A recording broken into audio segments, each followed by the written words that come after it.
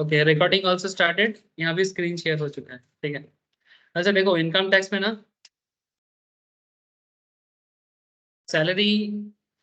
Salary start हुआ है। Salary में फॉर्मेट में थोड़ा समय लिया हम लोगों ने, बट एटलीस्ट कंप्लीट किया। और आप लोग घर में डेली सोने के टाइम पे एक बार करके सैलरी का फॉर्मेट को देखते हुए सोना, ठीक है। क्यों सर? इसमें आपको पता लगेगा क्या क्या आइटम रहता है, उसका एडजस्टमेंट क्या होता है। कुछ एडजस्टमेंट भी वर्किंग्स के थ्रू से करा रहा हूँ ना, ठीक है, वर्किंग नोट के थ्रू से। इस तरह से क्या होगा, जिसका वर्किंग नोट है या जिसको डिटेल्स में जानना है उसको डिटेल्स में भी जान जाओगे। लेकिन फॉर्मेट को इस तरह से डेली जो चैप्टर चलेगा उस चैप्टर को हमेशा सोने के टाइम पे 5 मिनट 10 मिनट देखते सर। देखो, स्टूडेंट का काम ही है पढ़ाई करना, है ना। स्टूडेंट का काम क्या है? छात्रनं अध्ययनं तपः,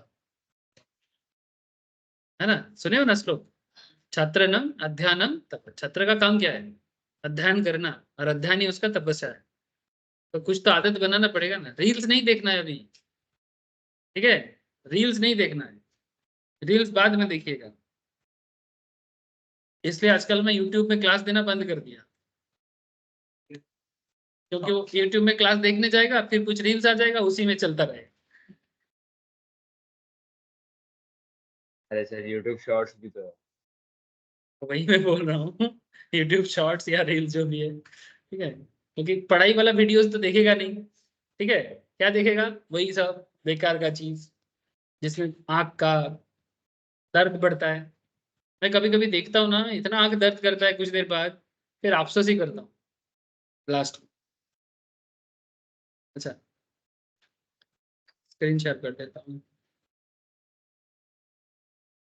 देखो, लास्ट दिन हम लोग ना पेंशन के बारे में पढ़ना स्टार्ट कर दिए थे, जो फॉर्मेट का एक बहुत इंपॉर्टेंट पार्ट है, सैलरी फॉर्मेट का। क्योंकि सैलरी में जो सबसे इंपॉर्टेंट हिस्सा है वो है कि सैलरी का कैलकुलेशन का टेक्निक, ठीक है। Calculation technique in the sense कि सैलरी इनकम को कैलकुलेट करने के लिए आपको ओवरऑल ये सारा चीज के बारे में नॉलेज चाहिए। अब एग्जाम में जरूरी नहीं कि आपको सारा पॉइंट उठा के क्वेश्चन करे, ऐसा नहीं है। आपको इसमें से कोई भी एक पॉइंट, कोई 2 पॉइंट 4 पॉइंट 5 पॉइंट उठा के क्वेश्चन कर सकता है। लेकिन मोस्ट इंपॉर्टेंट पार्ट ये है कि आपको पता होना चाहिए कि भाई किस पॉइंट में क्या एडजस्टमेंट होता है। अभी हम लोग बेसिकली जिस पॉइंट में बात कर रहे हैं वो है आपका रिटायरमेंट बेनिफिट वाला पॉइंट। कौन सा पॉइंट सर? रिटायरमेंट बेनिफिट वाला पॉइंट।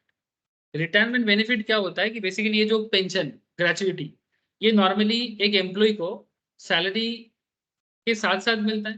मैंने जब उसको सैलरी दिया जाता है तो तब उस टाइम पे ना, सैलरी देने के टाइम पे उसका पेंशन का खर्चा काउंट कर लिया जाता है। ऐसा थोड़ी होता है कि तुम्हारा रिटायरमेंट होगा और कंपनी तुमको एकदम अचानक से सैलरी के साथ साथ मैंने पेंशन चालू कर देगा। तो वो ऐसे अचानक से नहीं हो सकता, फाइनेंशियल प्लानिंग करना पड़ता है एम्प्लॉयर को। जो आपको जॉब में रखता है, चाहे सरकार रखे या प्राइवेट कंपनी रखे, उसे भी ना पता चलता है कि भाई अगर इसको पेंशन देना है तो पेंशन का पैसा इसके सैलरी से ही धीरे धीरे काटते रहना है। प्रोविडेंट फंड का पैसा धीरे धीरे आपके सैलरी से ही काटते रहना है, या फिर कुछ अमाउंट उसमें जोड़ते रहना है। फिर जाके जब आप रिटायरमेंट करोगे आपको एक साथ में वो पैसा मिलता है ना। क्यों? क्योंकि भाई जब जॉब चला जाएगा तब आपका रेगुलर अर्निंग कुछ नहीं रहेगा। अब बुढ़ापा में क्या नया स्किल बनेगा क्या? मुश्किल हो जाएगा ना। जब आप बुढ़ापा हो जाएगा तब न्यू स्किल कहाँ से लाओगे? ऐसे आजकल तो बहुत सारी जगह में पेंशन ऑफ कर दिया है ना। अब पेंशन ऑफ कर दिया तो अभी क्या है ना, कुछ लोग जैसे 50+ हो जा रहे हैं ना, या 48 49 हो जा रहे हैं ना, वो एक न्यू स्किल्स का चिंता कर रहे हैं। काफी लोग CS पढ़ना स्टार्ट कर रहे हैं 50 के पास आके। कुछ लोग रिकॉर्डिंग क्लासेस लेते हैं मेरे से, या तो वो WBCS ऑफिसर्स है या फिर किसी कंपनी में ऑलरेडी एग्जीक्यूटिव पोस्ट में काम कर रहे हैं, आईटी में हेड है, ब्रांच मैनेजर है, बैंक में ऑफिसर्स हैं, लेते हैं सर। इवन WBCS ऑफिसर तक कर रहे हैं। तो मैं एक दिन पूछा, आप लोग तो अच्छे जॉब में हो, रिटायरमेंट में तो अच्छा होगा, आप लोग क्यों इतना माथा खराब कर रहे हो? बोले सर देखो, आप एक चीज नहीं समझ रहे हो, रेगुलर इनकम होना चाहिए ना। अब जो नीड है आज के डेट में, तो मेरे को बोलते कि देखिए, कुछ लोग बोलते कि हमको CS करना है। हमने क्यों? तो बोलता है कि मैं ही पूछ लेता भाई क्यों, काहे का करना है, क्योंकि आप तो ऑलरेडी एक एस्टेब्लिश हो, आपको क्यों करना है? बोले देखो, रिटायरमेंट हो जाएगा, और अगर हमको काम नहीं करना है, 5 साल पहले वॉलेंटियर रिटायरमेंट ले लूंगा।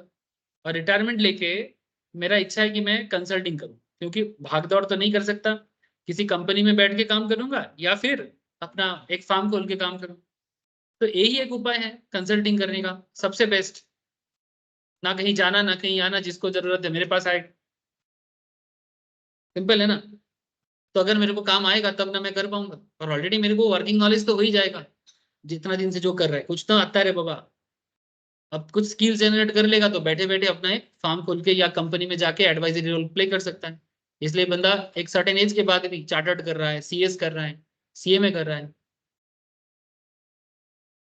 आप लोग सोच रहे हो पर ये और यही तो सुविधा है, इसका कोई पढ़ने का एज ही नहीं है, कभी भी स्टार्ट कर सकते हैं। आप लोगों को टाइम मिला है, आप लोग बोर हो जाते हैं। अब उन लोग सोचो 50 में आके सोच रहे हैं कुछ करना है, समझा करो सर।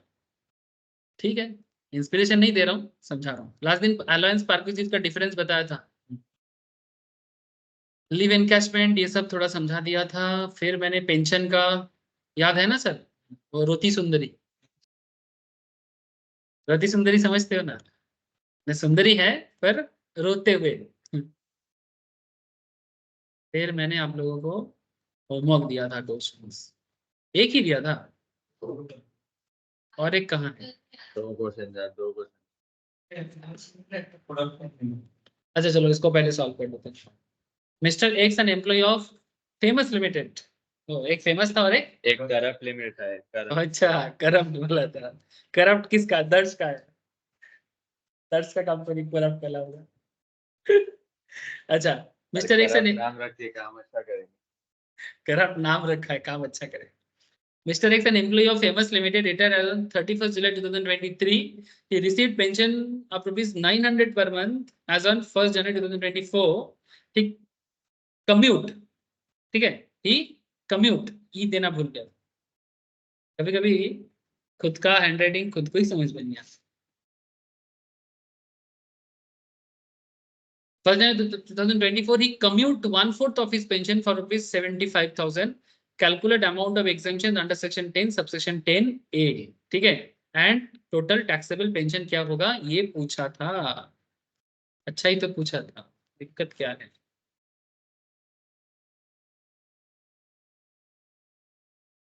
6 तारीख को, और एक पेज कहाँ है।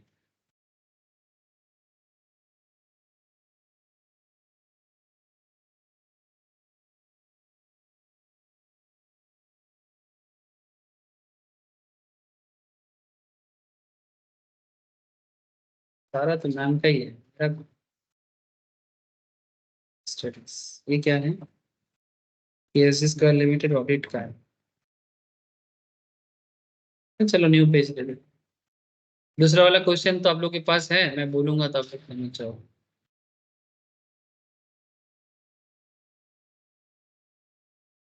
लिखो। चलो आप लोगों ने जो भी किया बहुत अच्छा किया।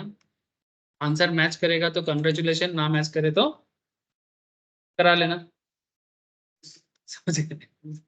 अच्छा, तो होमवर्क सॉल्यूशंस पहला वाला पेंशन का, 1 जून 2013 को 900 है ना, 13 नहीं कितना था, 23, 1 जून 2023,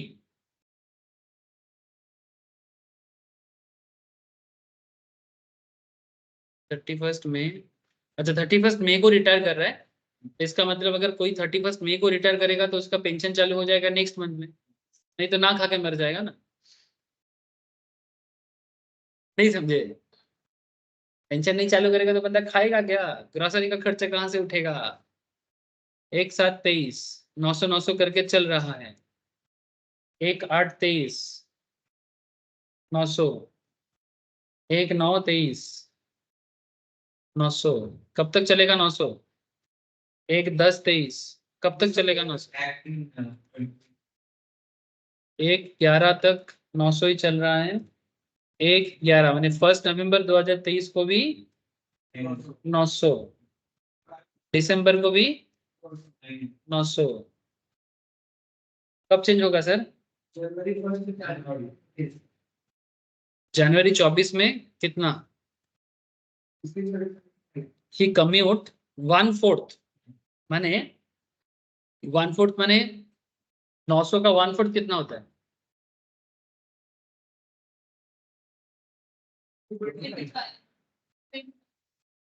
225, तो अगर 225 कम्यूट कर लेते हैं तो फिर कम्यूट माने लमसम उठा लेने को कम्यूट बोलते हैं ना।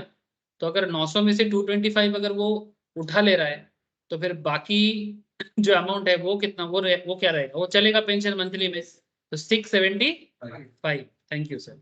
655 अनकमिटेड 675 अब चलता रहेगा इसको। अच्छा, एक एक 24 हो गया, एक दो 24 में भी वही चलेगा 675, और एक तीन 24 ना, यही लास्ट है ना। मार्च में तो खत्म हो जाता है, साल खत्म हो गया, 23-24 खत्म हो गया। तो इस तरह से कम्यूट का अनकम्यूट का एक हिसाब निकल गया मंथली वाला, जो कि फुल्ली टैक्सेबल होता है।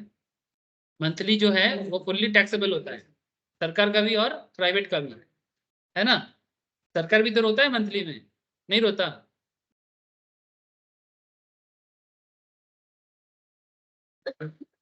जब भी याद करना है रोती सुंदरी को देख लेना, ठीक है। रोती सुंदरी देखो, अनकम्यूटेड पेंशन में रो रहा है, सरकारी हो या बेसरकारी, दोनों रोएगा। क्यों? टैक्स सरकार जो ले रहा है। कम्यूटेड, अच्छा कितना कम्यूट किया था?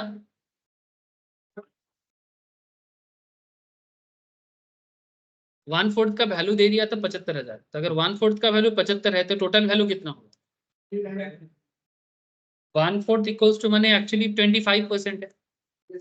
हाँ, तो 25% इक्वल्स टू अगर 75% है, 75,000 है, तो एक का वैल्यू कितना होगा? 1% मैंने 75,000 बाई 25%, और 100% का वैल्यू हो जाएगा 75,000 बाई 25 इंटू 100। तो करने से हो जाता है 3 लाख। मैंने टोटल उसका कम्यूटेड पेंशन का वैल्यू हो गया 3 लाख। क्लियर है ना? ये क्या मेथड है? इसको यूनिटरी मेथड बोलते हैं। अगर टोटल नहीं है, आधा है, तो आधा से टोटल तक पहुंचा जा सकता है बैक कैलकुलेशंस के थ्रू से। नाउ क्वेश्चन इज दैट कि 3 लाख हो गया टोटल। अच्छा, मंथली का भी हिसाब कर लिए। मंथली का टोटल कितना आ रहा था सर? 8325। ये टैक्सेबल है, ये फुल्ली टैक्सेबल है। Thank you sir. ये सब आप लोगों के लिए देखो ये पानी के बराबर हो गया। जब तक कोई चीज ना जाने तब तक वो चीज टफ लगता है, जानने के बाद वो चीज आसान हो गई। इसलिए ना किसी भी चीज को ना, जैसे पढ़ाई को बहुत टफ है बहुत टफ करके चिल्लाओ मत, पहले करके देखो, समझो, नहीं समझ में आए तब जाके टफ बोलो, है ना। बिना पढ़े बिना करे किसी भी चीज,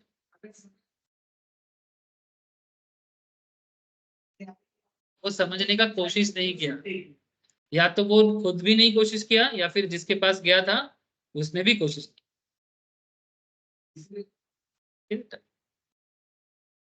बहुत लोग बोलते हैं कि मेरा बच्चा का माथा अच्छा नहीं है। मैंने आज तक ऐसा बच्चा नहीं देखा जिसका माथा अच्छा नहीं, मैंने कोई भी बेकार नहीं है, सबके अंदर कुछ ना कुछ हुनर है। कोई भी, कोई माँ बाप बोलते हैं नहीं नहीं, वो तो इतना माथा नहीं है इसका, ये तो बोका है या मूर्ख है या जो भी है, ठीक है, अनपढ़ है, हाँ नालायक है, कुछ भी बोलता रहता है। ऐसा ना माँ बाप को बोलना नहीं चाहिए, क्योंकि बच्चा सच में नालायक नहीं होते, कुछ तो हुनर होता है उसमें, वो आप देख नहीं पाते तो फिर आप नालायक।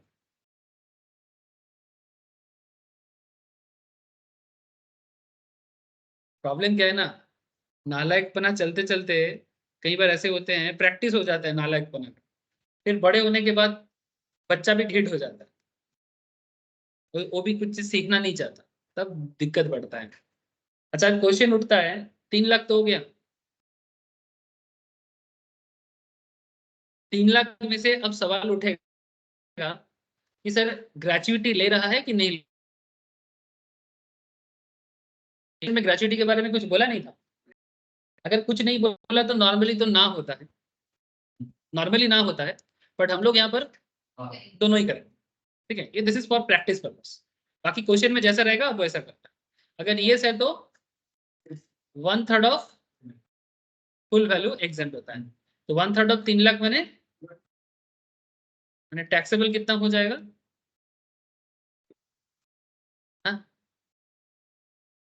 सॉरी, ये एग्जेम्प्ट लिखना चाहिए। एग्जेम्प्ट होगा 1 लाख, तो एग्जेम्प्ट अगर 1 लाख है, 1 लाख माने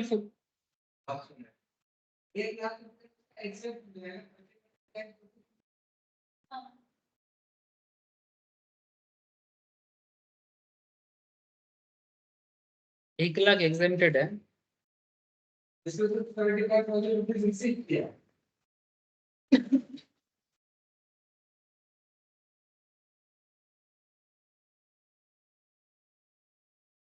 देखो रूल क्या बोलता है, रूल बोलता है कि अगर ग्रेचुइटी रिसीव करता है यस है तो 1/3 of full value is exempt.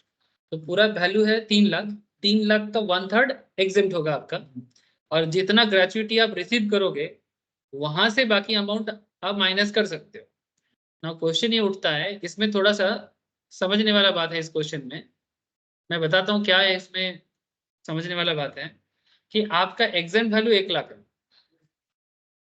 Normally हम लोग क्या करते हैं, जितना ग्रेचुइटी हम रिसीव करते हैं, ठीक है, उस अमाउंट से हम माइनस करते हैं ना। जैसे लास्ट क्वेश्चन में तुम देखो, लास्ट क्वेश्चन में हम लोगों ने 66,667 हम लोगों ने एग्जाम किया था, और फिर 1,20,000 जो हमारा कॉमिटेड पेंशन था उसमें से 66,667 को माइनस किया, तो फिर 53,333 हम लोग एग्जाम टैक्सेबल आया था। फर्स्ट क्लास थोड़ी सी ना कि हुआ था ना लास्ट क्वेश्चन में, देखो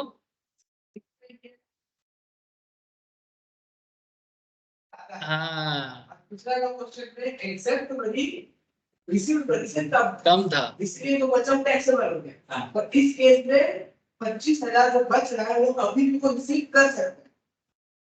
तो यहाँ पर रिसीव कर सकता है, लेकिन इसमें हम लोग क्या करेंगे, इसका 1/3 ऑफ फुल वैल्यू एग्जेम्प्टेड है ना, तो 1 लाख इसका क्या हो जाएगा, एग्जेम्प्ट हो जाएगा, साथ में इसका फुल्ली टैक्सेबल हो जाएगा।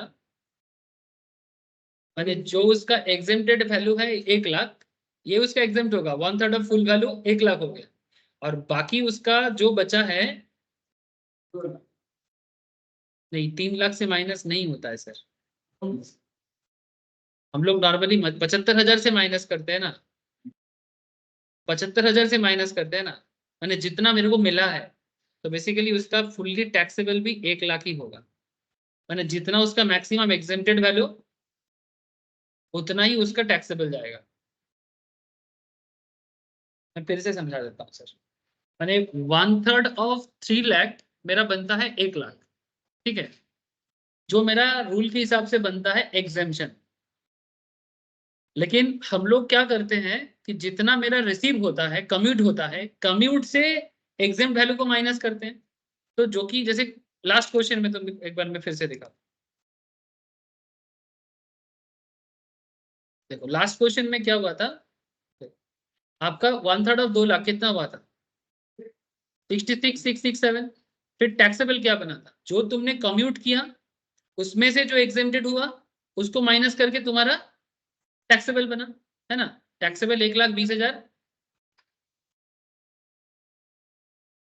मैंने टैक्सेबल बने बेसिकली जितना तुमने 1,20,000 का रिसीव किया था, कम्यूट किया था, कम्यूट में से 66,667 जो तुम्हारा एग्जेम्प्टेड है उसको तुमने माइनस किया, फिर 53,333 ये तुम्हारा टैक्सेबल बना, है ना। अब ना ऐसा नहीं होगा कि वो क्रेडिट नहीं होता है, वही मैं बोलने का कोशिश कर रहा हूँ। मैंने 75,000 से तुम 1 लाख को माइनस कर पाओगे तो नेगेटिव होता है ना, तो ये नेगेटिव वैल्यू का कोई हिसाब यहाँ नहीं होता है। तो जो जो 1 लाख तुम्हारा एग्जेम्प्टेड हो रहा है, ठीक है, सिमिलर अमाउंट ऑफ वैल्यू मैंने एक्चुअली टोटल में से जो भी होता है वो 1 लाख ही तुम्हारा टैक्सेबल में काउंट करेगा, ठीक है। इसमें वो 75,000 से माइनस करके नेगेटिव वैल्यू का कोई कॉन्सेप्ट नहीं रहेगा।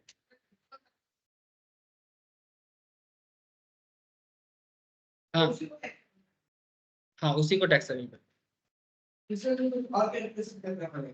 नॉर्मली क्वेश्चन में कभी इस तरह का सिचुएशन होगा ना, ये एक्सेप्शनल सिचुएशंस में ऐसा हो सकता है, मैं आपको बताता हूँ। हाँ, मतलब यहाँ पर तुम्हारा 75,000 रिसीव था, 75,000 में से 1 लाख तुम्हारा एग्जेम्प्टेड में आ रहा है, ठीक है, तो ये 1 लाख से ज्यादा टैक्स मतलब टैक्सेबल नहीं, ये मैक्सिमम टैक्सेबल 1 लाख यहाँ पर माना, लेकिन कोई नेगेटिव वैल्यू माइनस करके क्रेडिट करने का कोई जगह तुमको नहीं मिलेगी।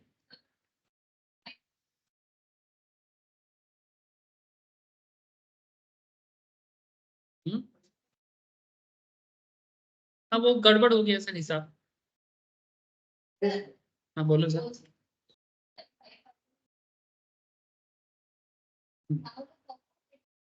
1,10,000 হলে 1,10,000 থেকে 1,00,000 বাদ দিয়ে তো 10,000 টাকা ট্যাক্সেবল হতো।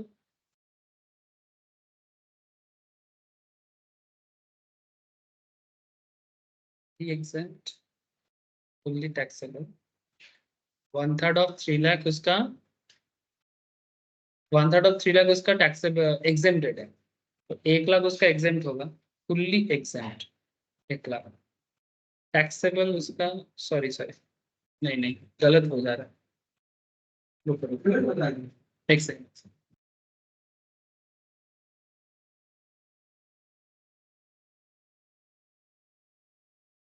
मैंने एक छोटा सा पॉइंट आपको मुझे बताना चाहिए। मैंने हम लोग एक्चुअली कैलकुलेशन कर रहे हैं कि अगर वो ग्रेचुइटी रिसीव करेगा तो उसका कितना टैक्सेबल होगा, तो बेसिकली टैक्सेबल नहीं होगा, बेसिकली उसका सिर्फ एग्जेम्पशन ही आएगा, टैक्स इसमें कुछ नहीं करता।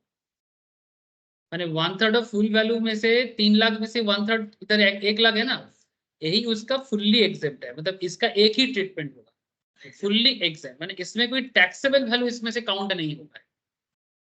थोड़ा लॉजिकली सोचो ना, मैंने मेरा एग्जेम्पशंस मेरे को काउंट करने बोला है, अब मैंने 75,000 लिया था, 75,000 से तो 1 लाख माइनस करेंगे तो फिर तो वो क्रेडिट आ जा रहा है, क्रेडिट तो यहाँ पर मिलेगा नहीं, तो क्रेडिट नहीं मिलेगा तो मैं यहाँ पर टैक्सेबल कुछ नहीं होगा, जो मेरा एग्जेम्पशन है वही मेरा फुल्ली एग्जेम्पशन, बस टैक्सेबल कुछ नहीं होगा। ये गलत बात हो जाए सर, ये तो कोई मतलब नहीं है, सॉरी सर मैं गलत बोल रहा हूँ, सॉरी सर।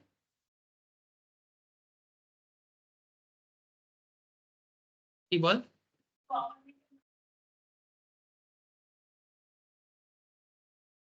কি গভর্নমেন্ট নন গভর্নমেন্টে কি আছে বল?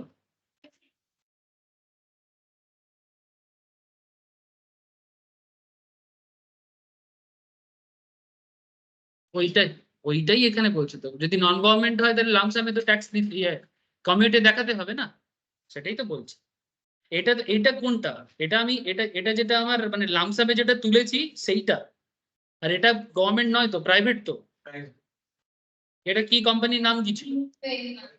হ্যাঁ फेमस लिमिटेड, तो फेमस लिमिटेड की गवर्नमेंट, गवर्नमेंट होले बोले देवे, अगर गवर्नमेंट होगा तो बोल दे। हाँ बोलो। हाँ वो टैक्सेबल। इसके अलावा हम लोग 1 लाख के देख सकते हैं तो उसमें अच्छा इसको कंप्लीट कर, मैं फाइनल बता दूं। यस मैं बता देता हूँ, इसको कंप्लीट कर, हाफ ऑफ 3 लाख 1 लाख ये भी जा रहा है, ये भी फुल्ली एग्जाम्प्ट है, मैंने इसमें तुमको कोई टैक्स और इधर भी नहीं देना, क्योंकि तुमने देखो सर बेसिकली कहना ये चाहता है, इसका लॉजिक समझने की कोशिश करो। जो मेरा मंथली होता है, ठीक है, जिसको हम लोग अनकम्यूट बोलते हैं, जो अनकम्यूट या मंथली होता है वो टैक्सेबल होता है, और अगर कोई बैलेंस जैसे लास्ट क्वेश्चन में जैसा हुआ था, अगर कुछ बैलेंस बचता है तो वो टैक्सेबल होता है। बट यहाँ पर 1/3 ऑफ 3 लाख करके भी नॉर्मल जो कम्यूट है, कम्यूट से माइनस करके कुछ पॉजिटिव वैल्यू नहीं आ रहा है तो उसको टैक्सेबल नहीं किया जाएगा। सिमिलरली अगर नो भी है तो भी कुछ भी नहीं आ रहा है तो भी कुछ टैक्सेबल नहीं होगा, तो इस पूरा केस में टैक्सेबल सिर्फ ये मंथली वाला होगा, बाकी कुछ भी टैक्सेबल नहीं। नहीं ये कुछ भी नहीं आएगा, ये सिर्फ एग्जेम्पशंस के लिए, अगर तुमको पूछेगा क्वेश्चन में कि एग्जेम्प्टेड वैल्यू बताओ तो तुमको अलग से बस एग्जेम्प्टेड वैल्यू कैलकुलेट करके दिखाना है, और जो टैक्सेबल का कॉलम आएगा, मैंने फॉर्मेट जो तुम पूछ रहे हो सर, जैसे फॉर्मेट में जब तुम पेंशन का कैलकुलेशन दिखाओगे, कहाँ गया कहाँ गया कहाँ गया, ये यहाँ रहा, ये कम्यूटेड पेंशन में, कम्यूटेड पेंशन में ये कौन सा पेंशन था, अनकम्यूटेड, दो पेंशन है, अनकम्यूटेड पेंशन फुल्ली टैक्सेबल मैंने 8325 ये पूरा आएगा, और कम्यूटेड पेंशन में एक्चुअल में कुछ नहीं, मैंने एग्जेम्पशन वैल्यू आएगा 1010A में, तो जो भी आएगा तुम यहाँ पर दिखा सकते हो, वर्किंग नोट बोल के दिखा देना अलग से, और यहाँ पर जीरो आएगा, कम्यूटेड पेंशन में जीरो आएगा, बात समझे? थोड़ा ऑनलाइन में पूछ लेते हैं। बोलो सर, समझ में आया आप लोगों को? दर्श, जी सर। अर्जो, अभिजीत, प्रिया, तेज, समझ नहीं था, समझ में आया? हाँ सर ठीक है, यानी बेसिकली अगर एग्जेम्पशन है तो फिर सुविधा लो, एग्जेम्पशन है तो एग्जेम्पशन है, बेनिफिट है, इसमें कोई लॉस नहीं है। जो बात गोपाल बोल रहा था तब तो सर उसका लॉस हो जाएगा, नहीं नहीं सर लॉस नहीं होगा, एग्जेम्पशन है तो एग्जेम्पशन उसको मिलेगा। मैंने बेसिकली सिंपल बात है, उसने जितना कम्यूट किया ना, कम्यूट जितना किया और उसका एग्जेम्पशन जितना है, उसमें कम्यूट कम ही है कंपेरेटिवली, तो फिर वो सुविधा ले सकता है, उसको टैक्सेबिलिटी के अंदर आने का जरूरत नहीं है। बट अगर मानो कि उसका कम्यूट ज्यादा है 1/3 या 1/2 से, तब उसका जो भी बैलेंस बचेगा वो टैक्सेबल में काउंट किया जाएगा। This is the rule. ठीक है नील, हो जाएगा तो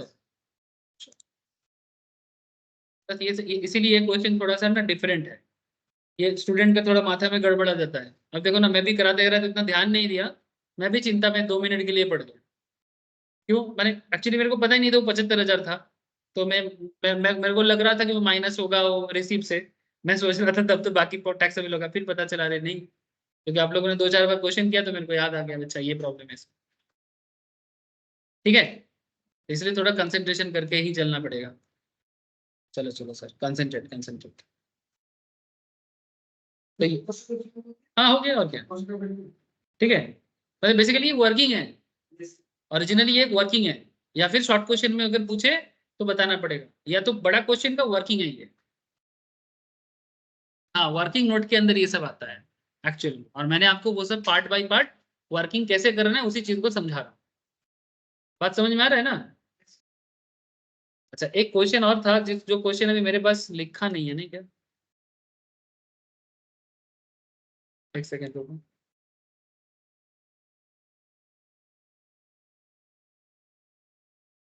क्वेश्चन बोलने का जरूरत नहीं है, हाँ मैं बोल रहा हूँ, तुम लोग ये करो, मैच करो।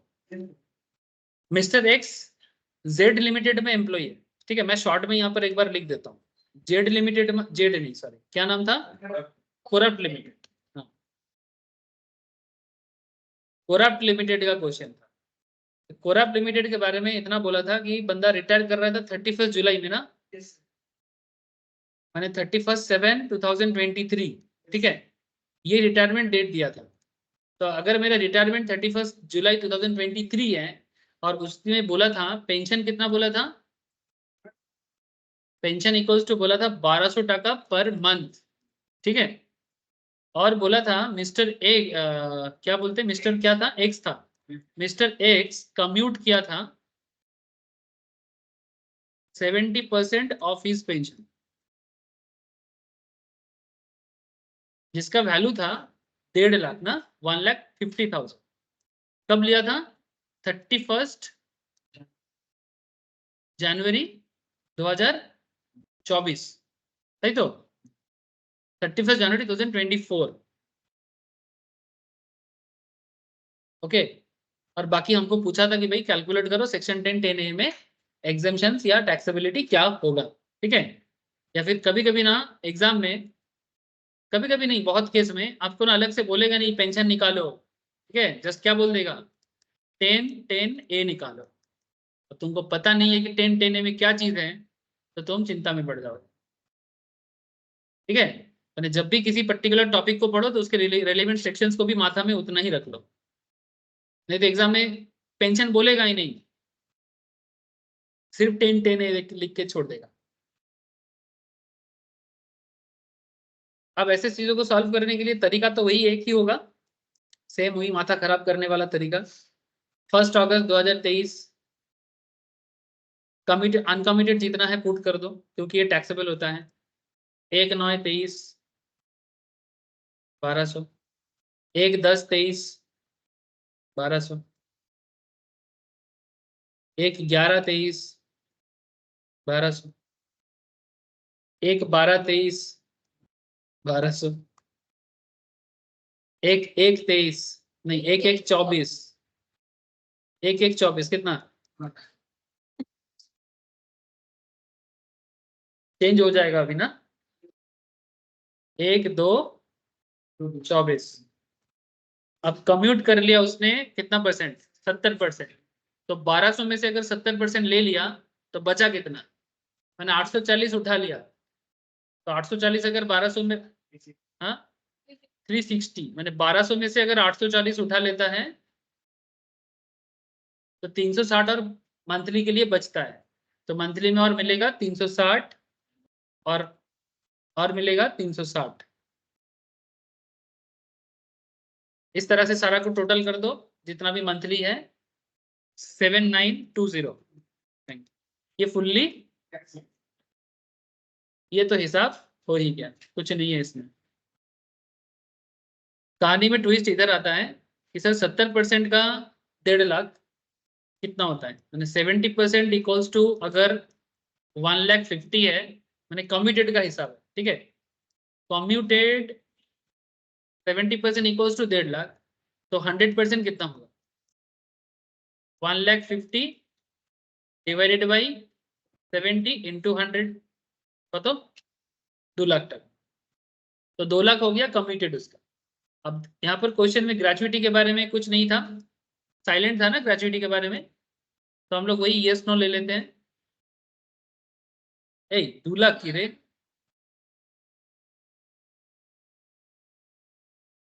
इसलिए बोलते हैं किसी को अंधा विश्वास ना करो। सर 2 लाख नहीं है, मेरे को गलत इन्फॉर्मेशन मिला, सॉरी सर, 2,14,286 है ना, 286 या 87 कर सकते हैं, 214,286, सॉरी सॉरी, ये फिर 214,286 से यस नो, मैंने ग्रेचुइटी मिला कि नहीं, अगर ग्रेचुइटी मिलता है तो 1/3 ऑफ 214,286, और अगर ना है तो हाफ ऑफ 214,286। तो अगर 1/3 है तो एग्जेम्पशन क्या होगा 71,429, तो फिर टैक्सेबल कितना हो जाएगा 1,50,000 से 71,429 माइनस करो, जितना तुमने कम्यूट किया था उस वैल्यू से ये वैल्यू माइनस हो जाए, कितना हुआ 7,8571, 7,8571, एक सेकेंड, और इधर हाफ में क्या हो जाएगा एग्जाम्ट 1,07,143, तो टैक्सेबल कितना हो जाएगा 1.5 लाख में से 1,07,143 माइनस कर,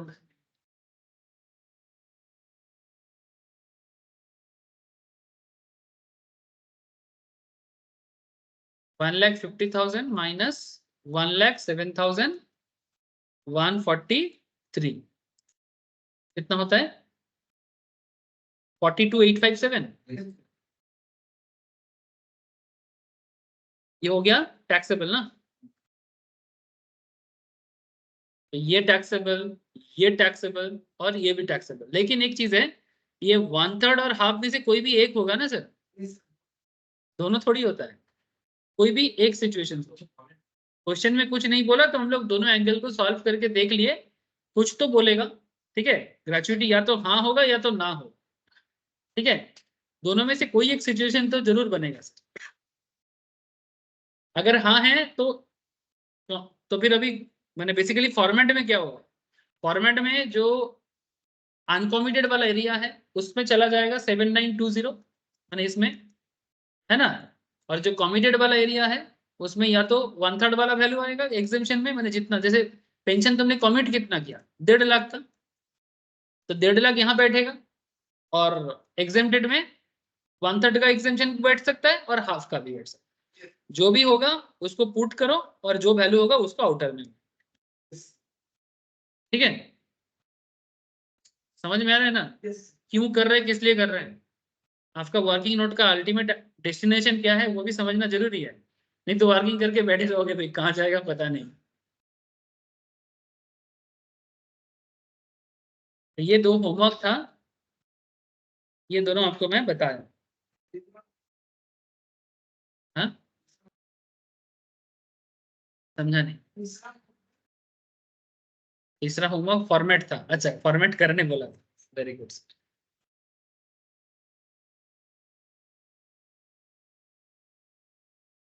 चलो अब एक हेडिंग करो, पेंशन के बारे में तो आइडिया लग गया।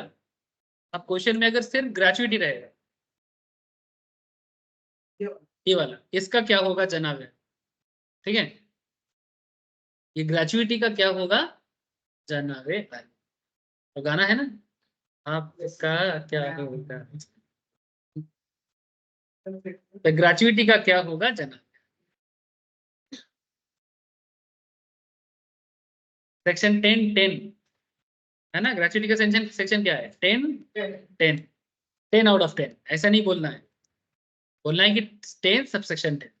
ठीक है, ठीक है, 10 सबसेक्शन ब्रैकेट में रहने से उसको सबसेक्शन बोलते हैं। तो चलो ग्रेचुइटी को कैलकुलेट करने का तरीका सीखते हैं। ऐसे यहाँ पर जो बोला है उसमें ये बोला है कि receive during the tenure of employment. ठीक है, अगर तुमको नौकरी करते करते ग्रेचुइटी का वैल्यू मिलता है तो पूरा टैक्सेबल होता है।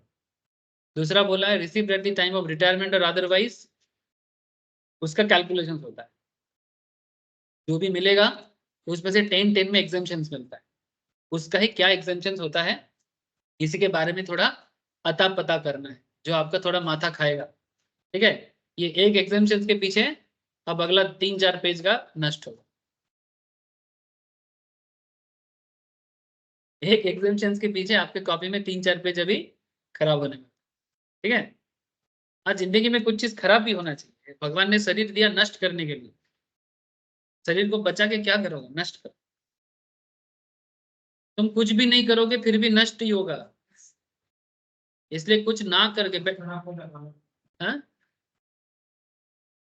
मान के कुछ लोगों को लगता है, ठीक है, कि शरीर को कुछ भी ना करे, ना तो शरीर माथा कुछ भी ना करे, ठीक है, शरीर जैसा है आराम में रहे, माथा जैसा है आराम में रहे। मैक्सिमम ऐसे ही लगता है ना कि कुछ ना करना पड़े, ना तो बॉडी हिलाना पड़े ना तो माथा हिलाना पड़े। ठीक है, लेकिन दुख का बात यही है कि तुम कुछ ना करोगे फिर भी तुम्हारा माथा क्या होगा? होता होगा, मैंने बेसिकली। ठीक है, और तुम शरीर में भी कुछ नहीं करोगे तो वो तो होगा। ठीक है जैसे हम लोग का भी क्या है ना, शरीर में काम कम होता है तो पेट बढ़ जाता है बैठे बैठे, नहीं तो कभी मैं नील के जैसा ही हुआ करता था। फेसबुक में शायद मिलेगा, मेरा फेसबुक ऐसे मैं उतना यूज नहीं करता हूँ, देखना उसमें मेरा पतला वाला फोटो शायद आपको दिखे, पतला वाला वो भी विथ बाल वाला, टकला थोड़ी ना पैदाइशी हूँ नहीं नहीं, वो तो मैं टकला बन गया sir, this is my baldness, जिसको मुझे बहुत गम था, आजकल मैं इसको फैशन मान लेता हूँ मेरे को कोई कोई सैलून वाले बोलते हैं एक काम करो, ऐसा दाढ़ी रख दो और पूरा इसको एकदम सफा कर दो। मैम को पसंद नहीं है बोले विलेन लगेगा पूरा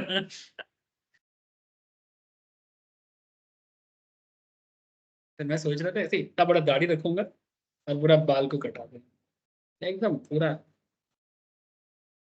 विलेन लगूंगा। दो काने थे, हेडिंग करो ग्रेचुइटी ऐसे ये कान का जो लड़का वाला पहनता है आजकल, फैशन में पहनते हैं, लोग बोलते हैं कि अच्छा नहीं लगता, कोई कोई बोलता है, specially so called Bengali fashion तो ये सब पसंद नहीं करता। ठीक है, लेकिन एक जमाने में हमारे देश में हर कोई पहनता था, है ना, लड़का हो या लड़की, कान का पहनना, ठीक है, ये सब एक नॉर्मल चीज था, राजा लोग पहनते नहीं थे।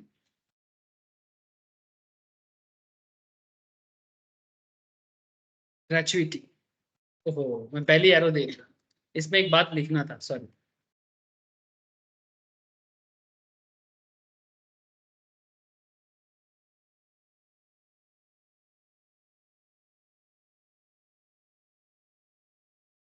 ब्रैकेट में लिख दो सेक्शन 10,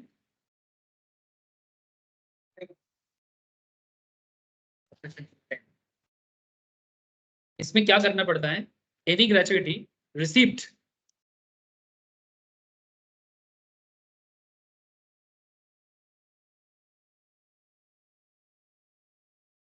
ड्यूरिंग द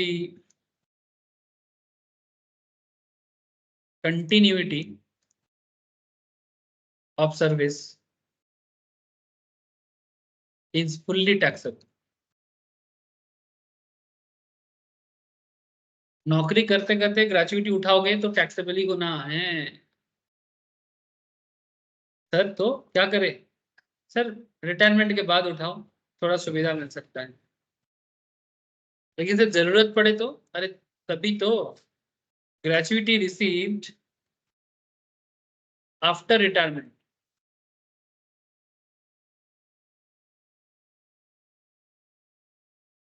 अगर आपको ग्रेचुइटी मिल रहा है रिटायरमेंट के बाद, ठीक है, जो नॉर्मली होना चाहिए, ऐसे ग्रेचुइटी क्यों दिया जाता है? ग्रेचुइटी इसलिए दिया जाता है ताकि तुम इतना दिन काम कर रहे हो कंपनी में, तो जब तुम कंपनी छोड़ के जाओगे तो कंपनी तुमको खाली हाथ जाने नहीं देना चाहती। ठीक है, तो ये पैसा आपका ही सैलरी का एक हिस्सा हिसाब से कंपनी पहले से ही डिसाइड करके कॉस्टिंग कर लेता है, और आपको टाइम टू टाइम उसको ग्रेचुइटी अकाउंट में डालते रहता है। फिर जब आप छोड़ के जाते हो कंपनी को, तो कंपनी आपको वो अमाउंट दे देती। डिफरेंस ज्यादा कुछ नहीं है, सारा ही रिटायरमेंट बेनिफिट है, बट प्रोविडेंट फंड का पैसा उसमें इंटरेस्ट वगैरह मिलता है, ग्रेचुइटी में ये सब कुछ नहीं। ठीक है, इसलिए प्रोविडेंट फंड एक इन्वेस्टमेंट जोन है। प्रोविडेंट फंड एक इन्वेस्टमेंट जोन है, मतलब जो भी एम्प्लॉय प्रोविडेंट फंड में एम्प्लॉयर या एम्प्लॉय का जो पैसा जाता है उसमें इंटरेस्ट मिलता है। ठीक है, इवन जो लोग एम्प्लॉय नहीं है, अगर मानो कि वो चाहता है कि बिजनेसमैन है, प्रोफेशनल्स है, वो अपना पैसा कहीं पर डालना चाहता है सेफ एरिया में, तो वो आरपीएफ में डालते हैं, रिकॉग्नाइज प्रोविडेंट फंड में, या पीपीएफ में, पब्लिक प्रोविडेंट फंड में। ठीक है, तो उसमें डालते हैं। मैं आगे आगे बताऊंगा पीपीएफ में क्या मिलता है नहीं मिलता है, इसका भी कैलकुलेशन होगा ना सर।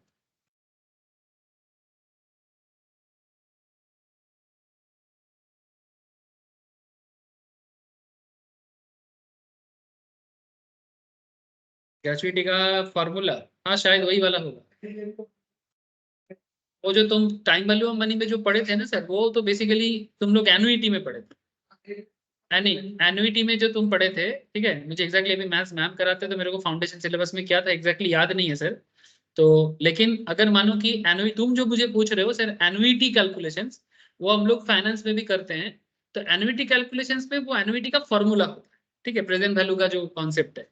ठीक है, तो यहाँ पर ऐसा कोई प्रेजेंट वैल्यू कॉन्सेप्ट नहीं, यहाँ पर टैक्सेबल कॉन्सेप्ट में हमको देख, हमें यहाँ पर ग्रेचुइटी कितना मिल सकता है, क्या कैलकुलेशंस होगा, that is not our target. Income tax में आपको बोल देगा भाई इनको इतना ग्रेचुइटी मिल रहा है, लेकिन यहाँ पर मेन जो बात है कि इसमें यह समझना पड़ता है कि कितना ग्रेचुइटी टैक्सेबल होगा और कितना ग्रेचुइटी एग्जेम्प्टेड। कितना ग्रेचुइटी होगा वो कैलकुलेशन फाइनेंशियल डिपार्टमेंट कंपनी का करेगा, जो कंपनी का अकाउंट्स एंड फाइनेंस डिपार्टमेंट चलाता है।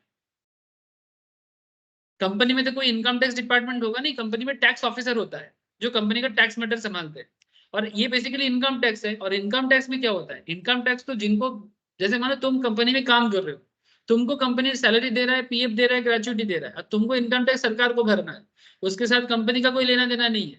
अब तुमको एक टैक्स कंसल्टेंट हायर करना होगा ओपन मार्केट से, जो या तो प्रैक्टिसिंग चार्टर्ड सीए सीएमए कोई भी हो सकता है। अब वो तुमको सजेस्ट करेगा कि भाई तुम्हारा ग्रेचुइटी का जो मिला है उसका क्या करें। ये कंपनी का अंदर का बात नहीं, कंपनी का अंदर का बात फाइनेंशियल मैटर है कि कंपनी अपने एम्प्लॉय को कितना ग्रेचुइटी देगा, कंपनी अपने एम्प्लॉय को कितना पेंशन देगा, कंपनी अपने एम्प्लॉय को कितना प्रोविडेंट फंड में डालेगा, ये कंपनी का अंदर का फाइनेंशियल मैटर है। समझ में आ रहा है सर? वो कंपनी का कॉस्टिंग है, कंपनी का अकाउंट्स है, बट इनकम टैक्स तो कंपनी कैलकुलेट करके दे दिया एम्प्लॉय को, और एम्प्लॉय को तो डायरेक्टली टैक्स भरना है सरकार के घर में, और उसका कैलकुलेशन या अमाउंट का कोई उसको अगर मैनेज करना है तो उसको कंसल्टेंट के पास जाना होगा जो ओपन मार्केट में available, practising CA, practising CMA, practising CS, even lawyer भी करता है। बात समझ में आ रहा है सर? और अगर टैक्स में ऑडिट करवाना है तो सीए के पास ही जाना पड़ेगा, बिजनेसमैन को स्पेशल, जिसका भी बिजनेस का फाइल होगा वो टैक्स ऑडिट मास्टर 44AB। बताऊंगा सर, पीजीपीपी में बताऊंगा, फिलहाल देखो सारा जवाब मिलेगा, पेशेंस रख थोड़ा।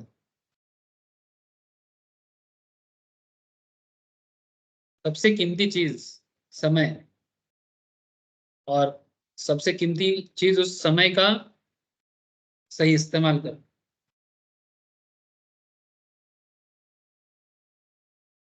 सेक्शन 10 सबसेक्शन 10 गवर्नमेंट एम्प्लॉय को ये सुविधा देता है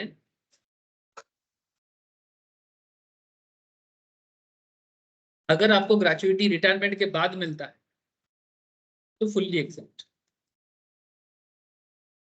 इसमें सरकार हाथ नहीं लगाएगा, ठीक है, फुल्ली एग्जेम्प्ट।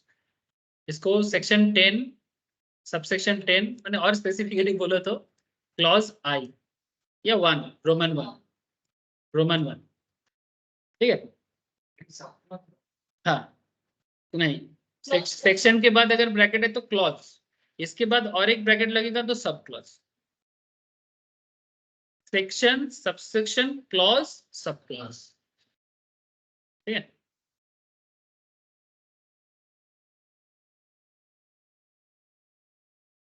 नेक्स्ट, अब गवर्नमेंट एम्प्लॉय के केस में क्या होगा ये तो आपने देख लिया, मजा ही मजा है उसको, है ना। बट नॉन गवर्नमेंट एम्प्लॉय के लिए सजा ही सजा।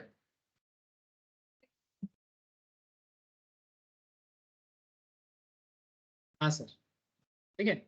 देखो इसका खेल देखो, तुम पहले से ही ना इतना मत सोचो, पूरा मुझे बोलने दो, फिर मैं सवाल लेता हूँ, नहीं तो ना मैं क्या बोलते क्या बोल दूंगा, गलत हो जाएगा।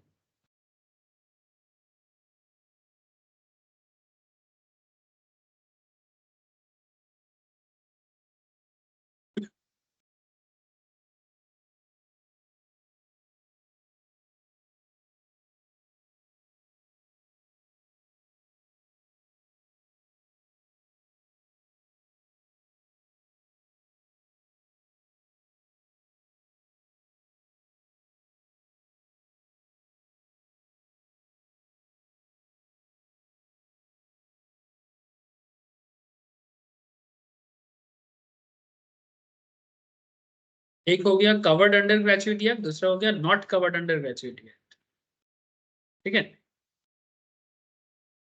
माने ग्रेचुइटी एक्ट एक एक्ट है सर, ग्रेचुइटी एक्ट एक एक्ट है, तो जो कंपनी ग्रेचुइटी देता है, कोई कोई कंपनी ग्रेचुइटी एक्ट के अंदर है, कोई कोई कंपनी ग्रेचुइटी के एक्ट के अंदर नहीं है।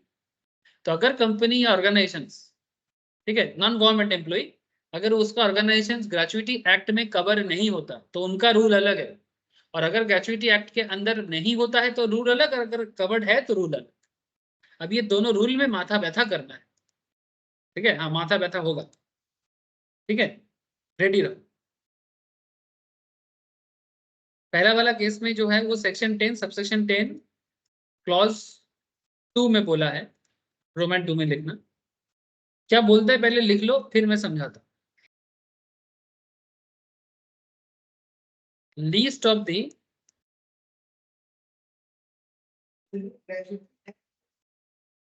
हाँ ग्रेचुइटी एक्ट के अंदर लिखना, मैंने कवर्ड में लिखना है, इसको हम लोग बोलेंगे कवर्ड, और एक होता है नॉट कवर्ड। मैंने समझ लेना, कवर्ड माने ग्रेचुइटी कवर्ड और नॉट कवर्ड माने ग्रेचुइटी नॉट कवर्ड, ठीक है।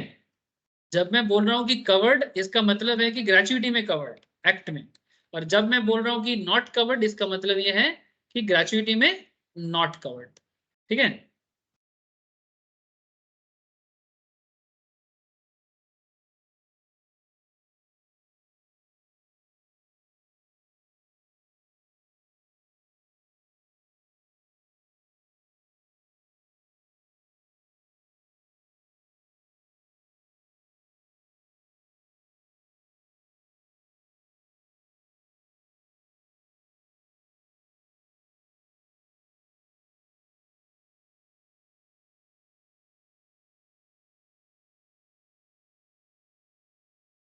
एक सेकंड,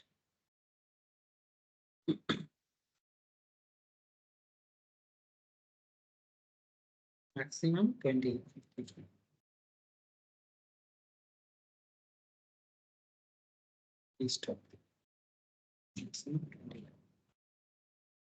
चलो लिखो, लिखो सर। तो list of the following is exempt,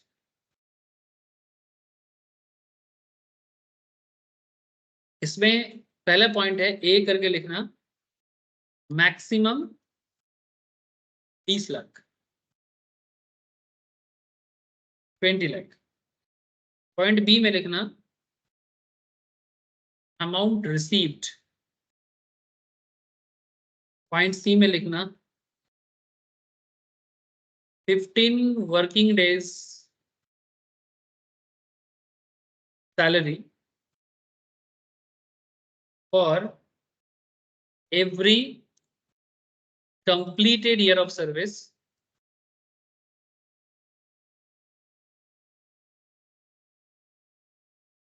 in excess of 6 months. In excess of 6 months. 15 working days salary for every completed year of service in excess of 6 months. लिखा 15 days salary based on last on salary. ठीक है, देख लिया सभी ने। इसका एक छोटा सा चीज होता है यहाँ पर ना, 3 चीज में तुम गोला कर सकते हो। गोला in the sense for identification purpose, कोई हार्ड एंड फास्ट रूल नहीं है। 15 को गोला कर दो। ইয়ার অফের পরে ওটা কি আছে? কোনটা আরেকবার বল। ইয়ার অফ পরে কি सर्विस আছে? Service service 15 working days salary for every completed year of service in excess of 6 month, in excess of 6 month। इसमें ना 3 चीज को आइडेंटिफाई करना जरूरी है। एक तो 15 को आइडेंटिफाई करो, दूसरा सैलरी को आइडेंटिफाई करो,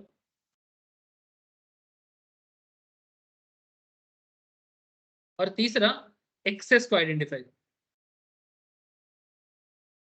ये आइडेंटिफिकेशंस के लिए है, ये कोई मैंने लिखने का तरीका नहीं, this is for own understanding. ठीक है, क्योंकि यहां से एक चीज निकल के आएगा। क्या निकलेगा, इसमें एक फॉर्मूला बनता है। फॉर्मूला मुझे नहीं पता, ये formula time value of money पे सीखे हो कि नहीं, हो सकता है मे बी मैम, मतलब अब तो मैम के पास नहीं पढ़े, फाउंडेशन लेवल में मे भी होता है। हाँ की बोल। हाँ, basic plus DA divided by 26 into 50। और यहाँ पर बेसिक्स में लिखना लास्ट ड्रॉन,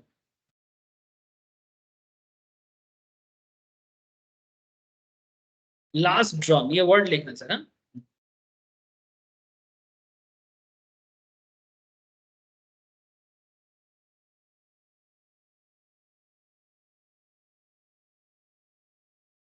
हाँ, बेसिक डीए दोनों के लिए last drawn basic plus DA divided by 26 into 50। ठीक है, मैंने बेसिकली ये जो तीसरा वाला पॉइंट है ना, यही झमेला वाला पॉइंट है, लेकिन कुछ भी झमेला नहीं है, इट्स वेरी इजी। ठीक है, क्योंकि देखो अब अंथापड़ी तो कैलकुलेशन नहीं हो सकता ना, ये कुछ भी कर दे। तो बेसिकली 3 पॉइंट दिया है कि भाई maximum 20 lakh 15 working day, sorry amount receive, and तीसरा में दिया है 15 working days salary for every completed year of service in excess of 6 months. 26 actually week में 4 संडे आता है अप्रोक्स एवरी मंथ में। ठीक है, तो 26 working day on an average होता है। हमारे देश में तो सैटरडे को कोई छुट्टी नहीं है ना, संडे ही छुट्टी रहता है। तो मंडे टू संडे उसमें चार हफ्ता में 1 महीना होता है अप्रोक्स। किसी एक में हो सकता है कि 4 की जगह 5 दिन छुट्टी हो जाए, वो कैलकुलेट करके कैलेंडर चेक कर सकते हैं आप लोग, बट वो that's a different thing. But on an average 26 दिन वर्किंग डे होता है। ठीक है, तो 26 वर्किंग डे के लिए 26 और 15 एवरेज मंथली के लिए, मतलब पूरा मंथ का आधा, और लास्ट ड्रॉन जो आपने जो रिटायरमेंट करने के टाइम पे आपका जो बेसिक था और जो डीए था। ठीक है, वो कैलकुलेशन में दे देगा, मैं अभी क्वेश्चन कराऊंगा तो क्लैरिटी हो जाए। बट ये याद रखना, basic plus DA divided by 26 into 15। लेकिन इसमें और एक बात है सर, ये तो फिर भी समझ गए, मैंने ये सैलरी का कैलकुलेशन में क्या करना है, 15 दिन क्यों आया है, बिकॉज 15 वर्किंग डेज का एवरेज करते हैं, और 26 भी क्यों आया है, ये भी आइडिया मिल गया। एक चीज प्रॉब्लम करेगा, दैट इज ये एक्सेस ऑफ 6 मंथ्स। इसके लिए थोड़ा इसी के नीचे लिखना, क्योंकि ये जो साइड में फांका रखा हूं ना, ये फांका इसलिए रखा हूं क्योंकि मुझे इधर नॉट कवर्ड को लिखना है। तो आप लोग कवर्ड के नीचे ही, ठीक है, मैंने इसको क्या बोलते हैं, वर्टिकल बोलते हैं ना, लंबा लंबी को क्या बोलते हैं, वर्टिकल। तो वर्टिकली लिखना, मैंने इसके नीचे आना, साइड में मत लिखना, क्योंकि साइड को खाली रखना नॉट कवर्ड के लिए।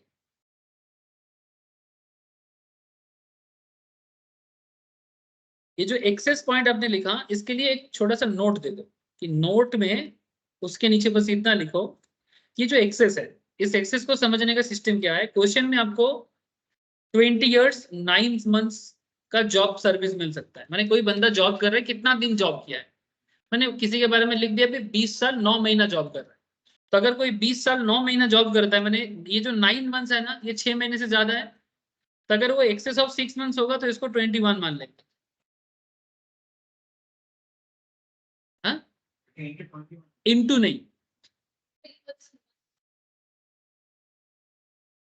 मैंने तुमको उसको राउंड में करना है। लेकिन अगर किसी का मानो जॉब है 20 इयर्स 6 मंथ्स 2 डेज, हाँ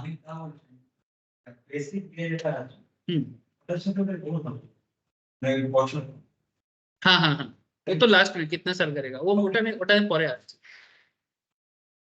20 इयर्स 6 मंथ्स 2 डेज क्या करोगे, कितना कितना दिन का सर करना, क्यों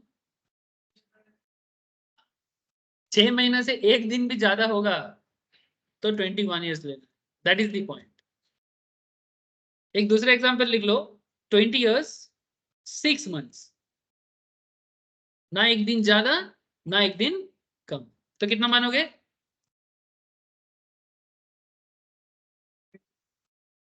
ठीक है।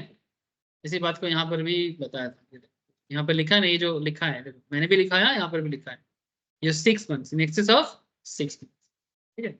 और ये 26 क्या लिखा है, number of days in month to be taken as, working days को लिया गया,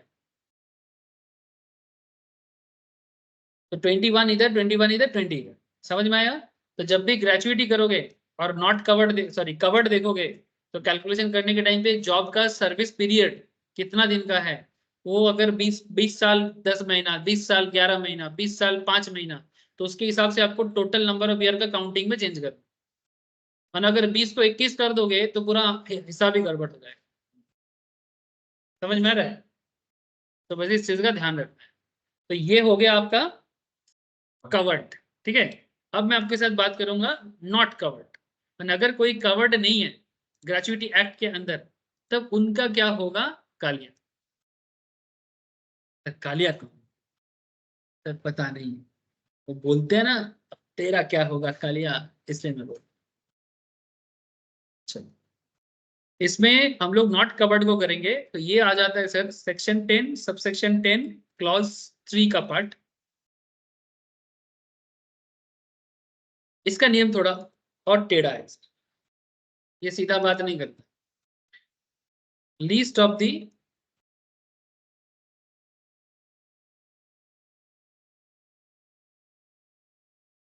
फॉलोइंग इज एग्जेंट।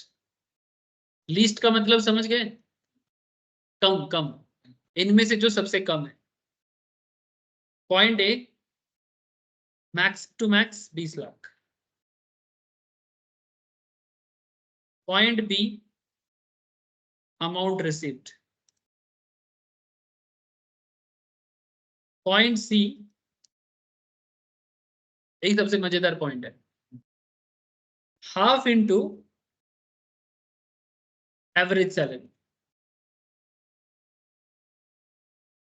मजा का बात है, ये जो एवरेज सैलरी होगा ये लास्ट 10 मंथ का लिया जाता है,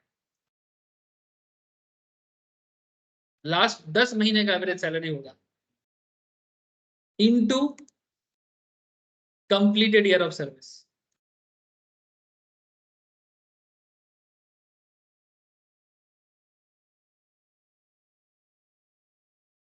हाँ, 3 मल्टीपल होगा into completed year of service. Now interestingly ये जो into completed year of service है, इसमें fraction should be ignored, fraction of month ignore करना है,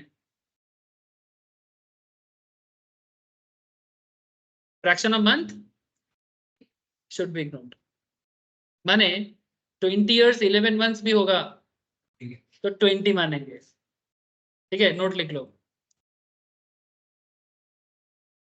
ठीक है। 20 इयर्स 11 मंथ्स भी होगा तो हम लोग क्या मानेंगे 20 ईयर्स में। 11 महीना काम किया, 1 महीना काम किया, 1 दिन एक्स्ट्रा काम किया, 20। ठीक है, ये थोड़ा याद रखना है। मैंने कवर्ड में एक होता है, नॉट कवर्ड में दूसरा होता है। ठीक है, अच्छा और एक चीज इसमें आपको बताना पड़ेगा, ये चीज सिर्फ इसी में नहीं, ये जो अभी मैं सिखाने जा रहा हूँ ये हर एक चीज ना बाकी और भी चीजों में लागू होता है। मैंने और भी जो कैलकुलेशंस है वहां पर भी सिमिलर काइंड ऑफ थिंग आपको देखने को मिलेगा। ठीक है, अभी मैं आपको जो बताने जा रहा हूँ उस चीज पे एक ध्यान देना।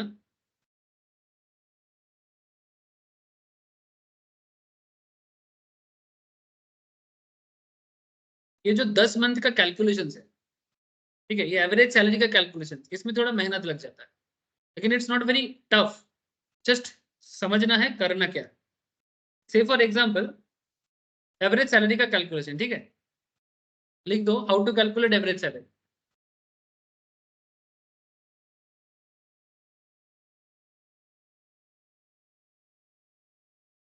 लिख दिया, how to calculate average salary. एक एग्जाम्पल ले लेते हैं, डेट ऑफ रिटायरमेंट मानो किसी का है 10 जनवरी 2024 को।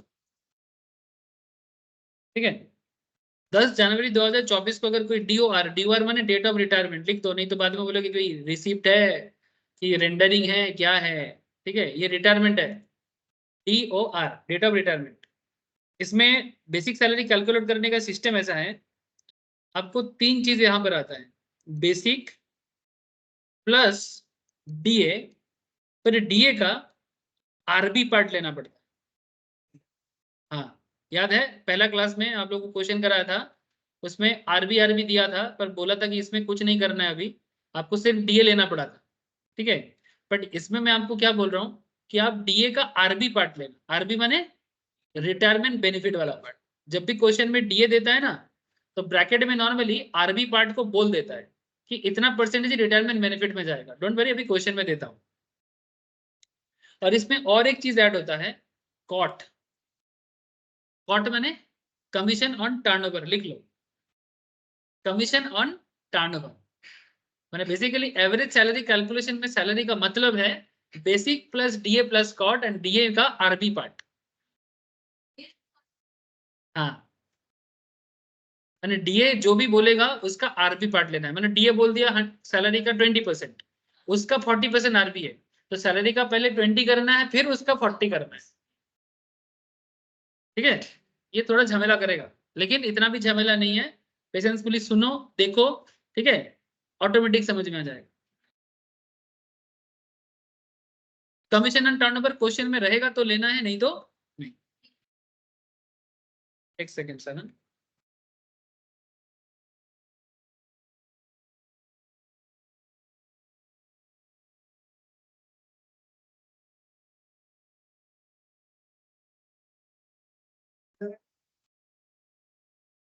सीओटी। हाँ, क्वेश्चन में अगर सीओटी नहीं है, अच्छा कमीशन में 2 तरह का कमीशन होता है, एक मंथली कमीशन रहता है और एक टर्नओवर वाला कमीशन रहता है। मंथली कमीशन नहीं आता है, सिर्फ टर्नओवर वाला कमीशन आता है। ऐसा ऐसा रहेगा ना, 1% of turnover, 2% of turnover. Turnover रहेगा तो ही लेना है, नहीं तो नहीं। और अगर टर्न कमीशन के बारे में बोला नहीं है तो इग्नोर। ठीक है, मतलब तो जबरदस्ती किसी इंफॉर्मेशन को मतलब खींच के लेके नहीं आ सकते। तो इसमें एक काम करो, फॉर्मेट क्या होता है कैलकुलेशन का सिस्टम, बेसिक। अच्छा वो सॉरी बोल तो दिया, अब इसको ना एक 10 महीने का हिसाब लगाओ। मैंने जो भी रहेगा उसका बेसिक का डेटा रहेगा, डीए का डेटा रहेगा और आरबी का डेटा रहेगा। इसने जनवरी में रिटायर किया ना, तो 10 जनवरी में रिटायर किया तो मान लो क्या मानेंगे, मतलब इसका पिछला मंथ क्या है। नहीं नहीं, पिछला मंथ क्या है, दिसंबर का 23 है ना। तो बेसिकली आपका जो हिसाब होगा वो दिसंबर से होगा, पिछले 10 महीने में जाना है ना।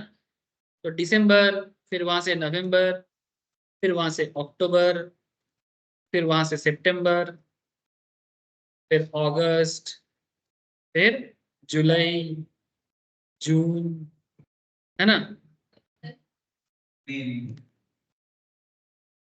जून मई अप्रैल मार्च है, जून मई अप्रैल मार्च। बात समझ में? 1 2 3 4 5 6 7 8 9 10। इस तरह से आपको पिछला 10 महीने का हिसाब करना, तीनों को टोटल करके जो होगा डिवाइडेड बाई 10 करना। यानी इसको बोलते हैं ए, बेसिक माने पॉइंट ए मानो, डी माने बी मानो, और कॉर्ड माने सी मानो। तो आपका हिसाब हो जाएगा a plus B plus C divided by 10।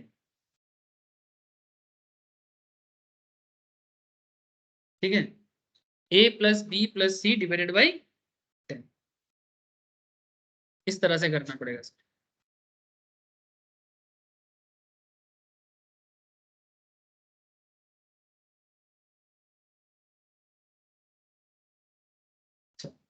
Next एक क्वेश्चन करो और पूरा खेल को धीरे धीरे समझने का कोशिश करो। हाँ, नोट कंप्लीट, नोट कंप्लीट।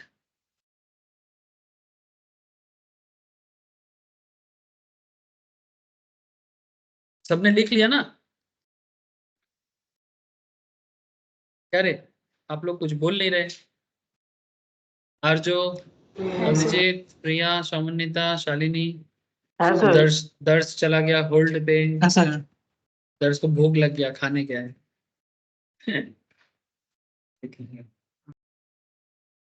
क्या दर्श कहाँ गया था? खाने गया था? भूख लगा था?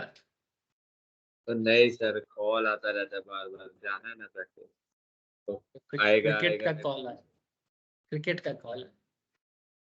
ठीक है सर, हम मजाक कर रहे हैं। मैं सबको बोला कि तू खाने गया है, तो मैं देख रहा था मैं सही निकला कि नहीं, फिर पता चला नहीं मैं गलत। एक खाने जाऊंगा मैं, 5-10 मिनट है अभी टाइम। नहीं, बिस्किट बिस्किट खा के आया मुझे लग रहा है। नहीं नहीं, अभी मैं बहुत से बिस्कुट ज्यादा नहीं खाता, मैं डायरेक्ट रोटी। अरे जोक से पार्ट, कभी कभी तुक्का लग जाता है ना, इसलिए।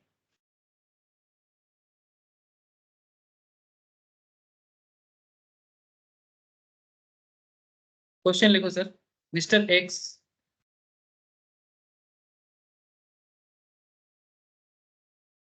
एम्प्लॉय ऑफ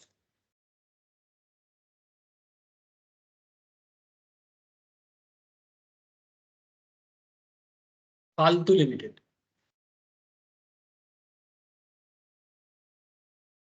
फालतू फालतू, सर नाम तो अच्छे अच्छे लगने लग गया आपके। ठीक है।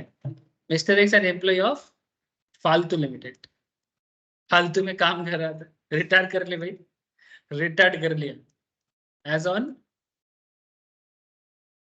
जनवरी, कौन सा जनवरी भाई, चलो 1 जनवरी दे दो, 1 जनवरी 2024, after a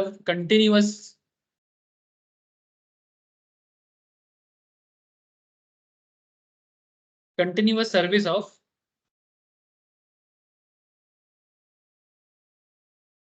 24 years, 24 years 9 months, 24 years 9 months, क्या बनेंगे इसको?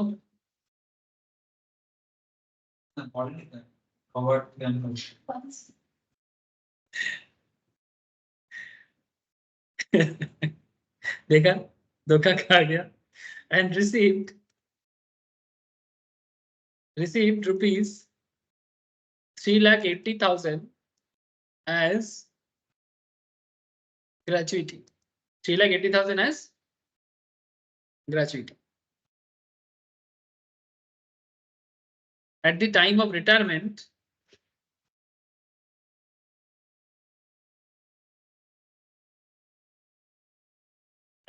retirement, his basic pay was rupees 14,000 per month। जिसको काम करो तो 24,000 पर।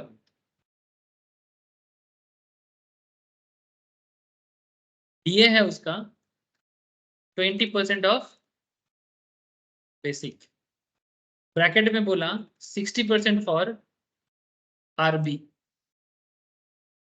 कमीशन बोला 200 पर मंथ, कैलकुलेट, हाँ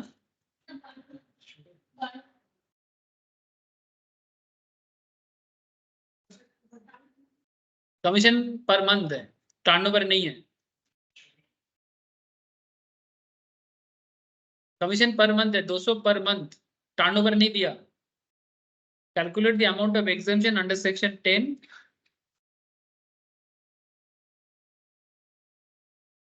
सबसेक्शन 10।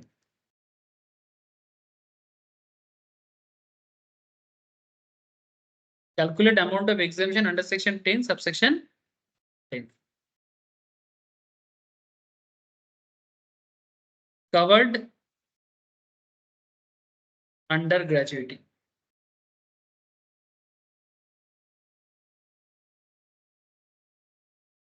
(1972) सही है ना ग्रेजुएटी का? ऐसे ग्रेजुएटी एक्ट पड़ेगा जिन लोगों का लेबर लॉ है ना, टीएस वाले, सीएमए वाले, इनको पढ़ाना पड़ेगा। आप लोगों को ग्रेजुएट एक्ट पढ़ना, सीए वाले को इसको थोड़ा सा हल्का फुल्का फाइनल में है, बट नॉर्मली सीए वाले को पढ़ा नहीं जाता। टीएस और सीएमए को ग्रेजुएटी एक्ट पढ़ाना पड़ेगा, पढ़ाऊंगा। सीए वाले का नहीं है, नहीं है तो क्या करेंगे? हाँ इंडस्ट्रियल, हाँ करो, ट्राई करो, ट्राई करो सर।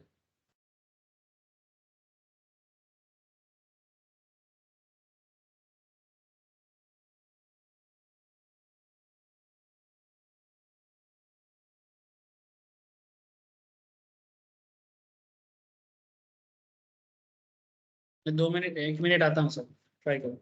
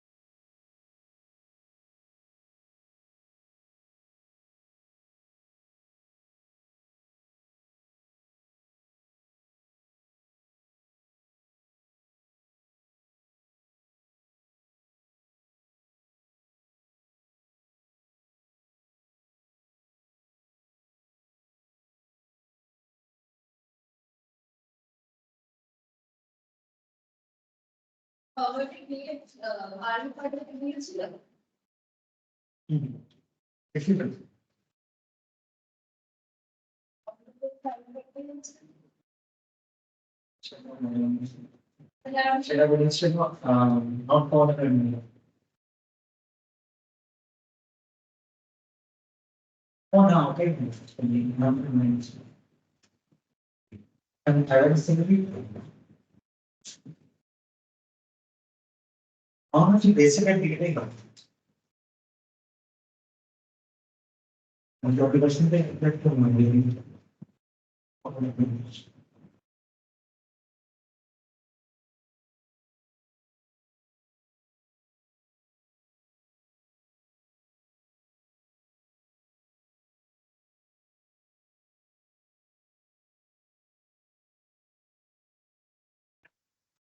much time?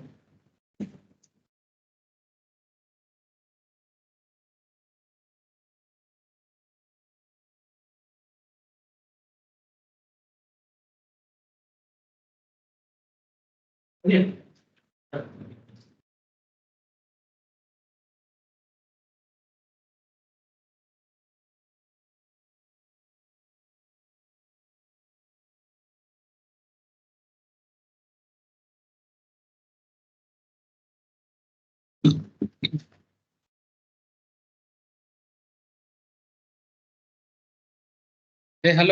बोलो सर,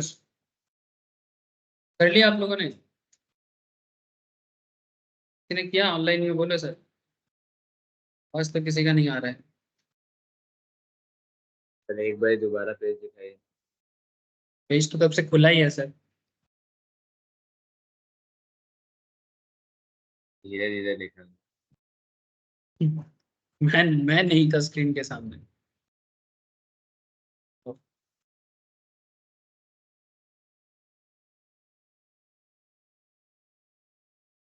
चलो मैं करता हूँ, मैच करो। 24 years 9 month इक्वल्स टू, इसलिए लेना पड़ा क्योंकि वो ग्रेचुइटी कवर्ड है। ग्रेचुइटी कवर्ड में ऐसा होता है, नॉट कवर्ड होता तो नहीं करते, तब 24 ही मानना पड़ता। अच्छा, रूल क्या है? लीस्ट ऑफ द फॉलोइंग का रूल क्या है? तो ऐसे लिख देना, list of the following is exempt. List of the following is exempt. List of the following is exempt. तो ऐसा लिखो, point A maximum 20 lakh.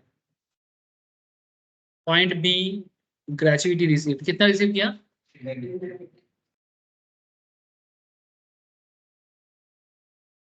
6 lakh 3,80,000 actually इसको ग्रेचुइटी मिला है। और पॉइंट सी माने क्या होगा? Basic plus DA RB part था इधर। Basic plus DA RB part होता है यहाँ पर, ये नॉर्मल होता है।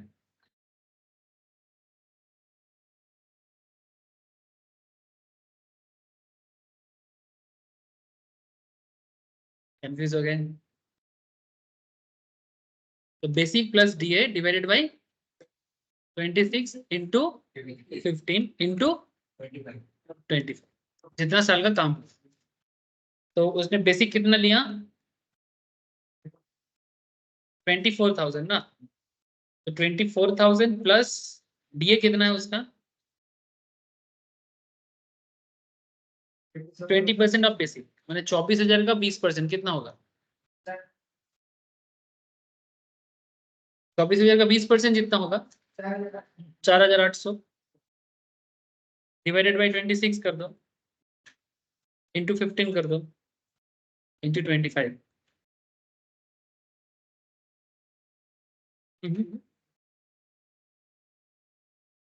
415375।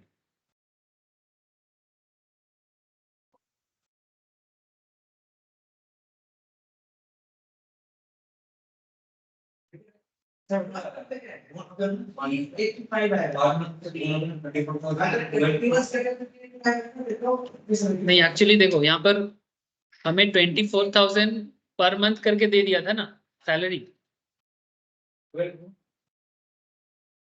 बेसिक सैलरी उसका क्या बोला था? 24,000 पर मंथ बोला था, ठीक है।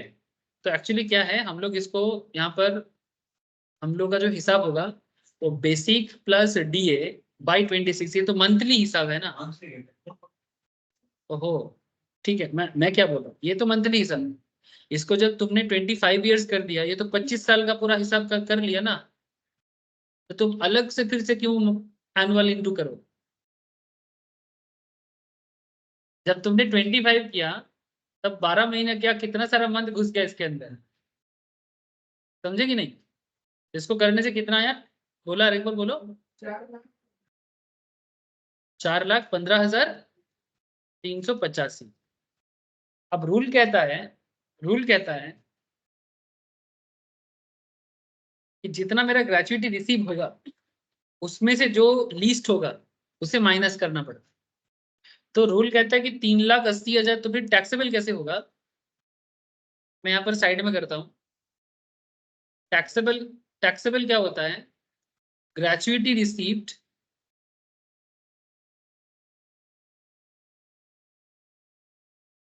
रिसीव्ड माइनस इन तीनों में से जो कम है, ठीक है। तो ग्रेचुइटी रिसीव में से, नहीं सर, यहाँ पर एक चीज है, तो ग्रेचुइटी रिसीव इन तीनों में से कम है, तो यहाँ पर से तीनों में से कम सबसे कौन है? ग्रेचुइटी रिसीव भी सबसे कम है, ठीक है।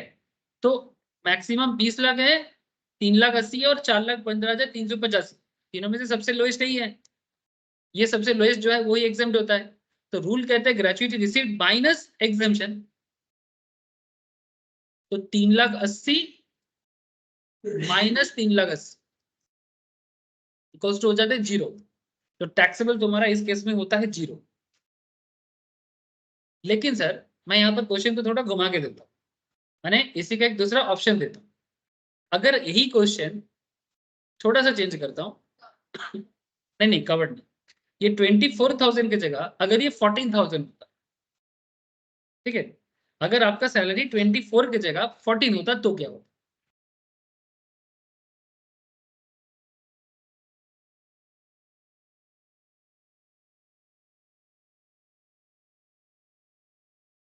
If salary equals to 14,000 पर, तब आपका ये वाला जो अमाउंट है 2 लाख, ठीक है, 2,42,308। देखो सर, जब मेरा सैलरी 14 होता तब मेरा ये अमाउंट होता 2,42,308। अब अगर 2,42,308 होता तो 20,03,80,000 तो ठीक ही रहेगा, but least of the following में ये वाला आ जाएगा। तब आपका ग्रेचुइटी रिसीव्ड है 3,80,000 और ये वाला 3,80,000 की जगह 3,80,000 से तुमको 2,42,308 माइनस करना पड़ता, 1,37,692। समझ में आ गया? अब ये जो 1,37,692 है, ये अमाउंट क्या होता है? टैक्सेबल होता है। अब ये फॉर्मेट जो है सर,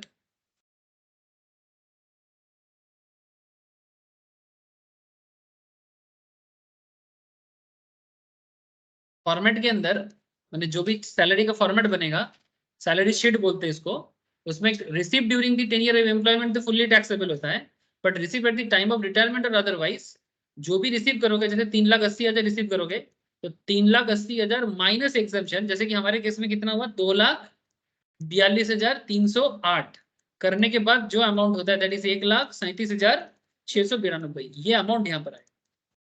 लेकिन दो केस दिखाए, एक में सैलरी टैक्सेबल हुआ ग्रेचुइटी और एक में 0 हो गया। ये केस टू केस डिपेंड करता है, ठीक है। मैंने एक्चुअली मैं इसीलिए दिखा दिया क्योंकि क्वेश्चन कुछ भी हो सकता है, क्वेश्चन में कुछ भी हो सकता है। तो आप ये केस को समझ गए ना? ये बोलो सर, सभी को समझ में आया? सर जो लोग ऑनलाइन में हो प्लीज रिप्लाई करो मुझे, समझ में आया कि नहीं आया? Yes sir. यस सर, ठीक है। तो ये तरीका अपनाया जाता है।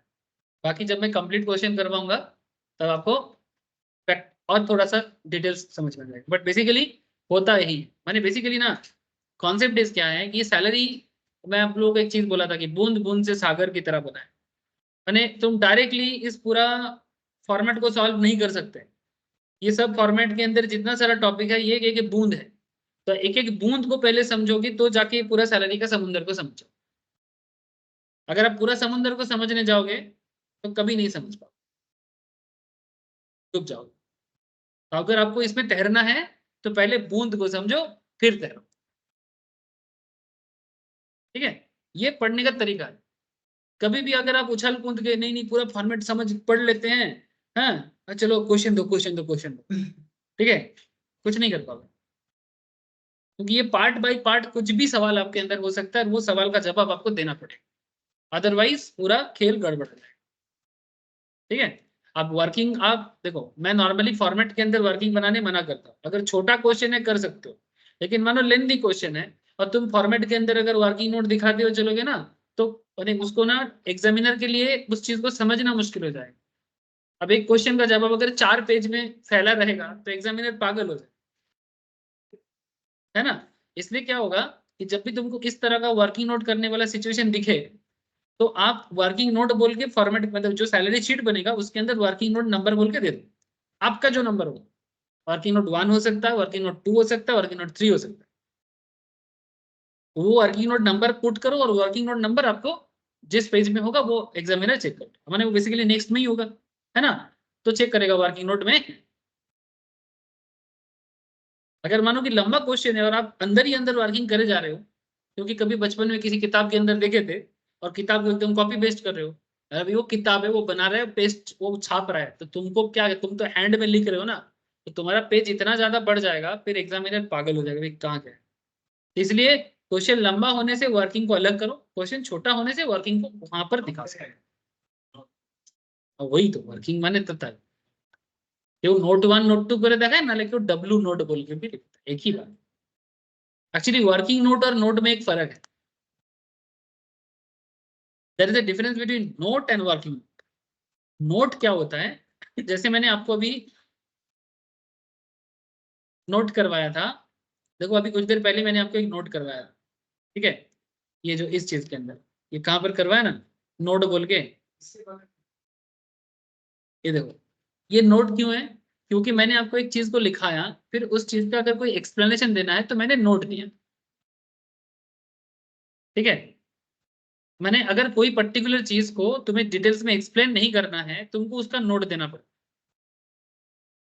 और वर्किंग नोट क्या होता है, तुमने किसी जगह में कोई कैलकुलेशन किया बट तुम वहां पर उसको डिटेल्स में नहीं कर पाए, तब तुमको उसको वर्किंग नोट बोला।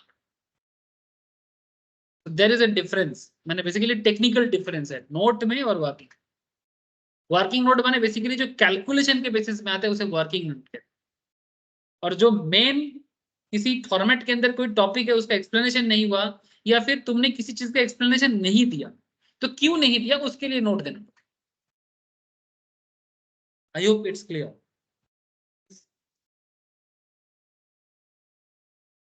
चलो ये तो हो गया, एक और क्वेश्चन देते हैं।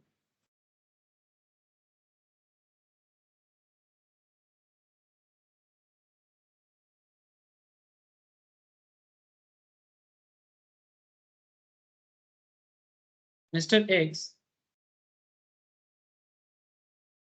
an employee of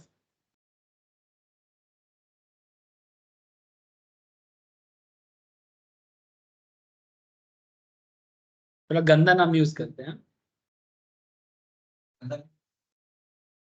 अरे भाई डायलॉग चलता है ना, जिंदगी झंडवा फिर भी घमंडवा, ठीक है, ये यूपी में चलता है, तो मैं भी कंपनी का नाम लिखा झंडवा।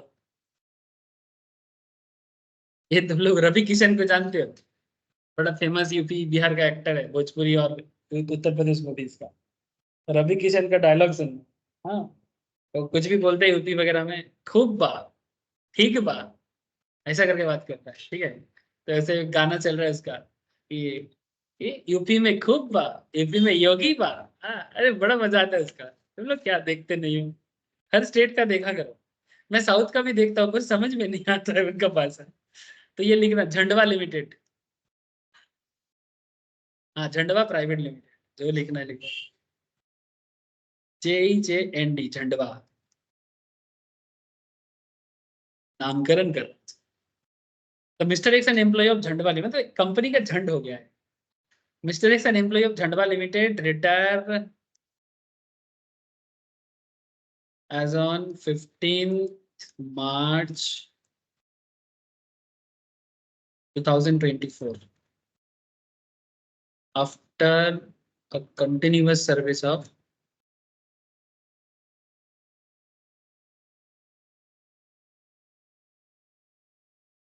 22 years 6 months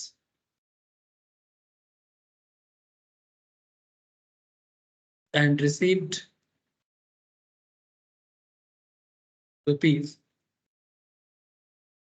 2,20,000 as gratuity.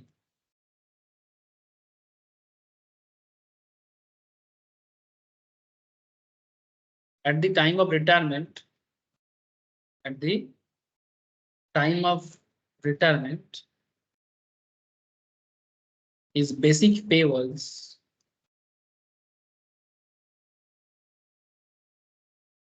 his basic pay was 12,000 per month.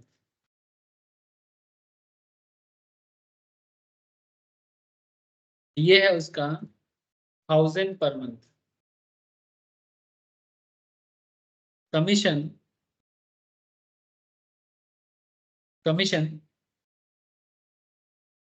2% on turnover.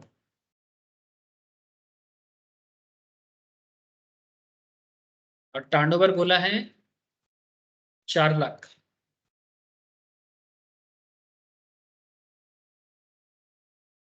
Calculate exemption under section 10 subsection 10 covered. Bracket में दे दो covered. covered मैंने समझ गए. नहीं क्लॉज देने का तो क्वेश्चन में क्लॉज ऐसे बोलेंगे. Section 10 subsection 10 covered. इसको जल्दी करके बताओ.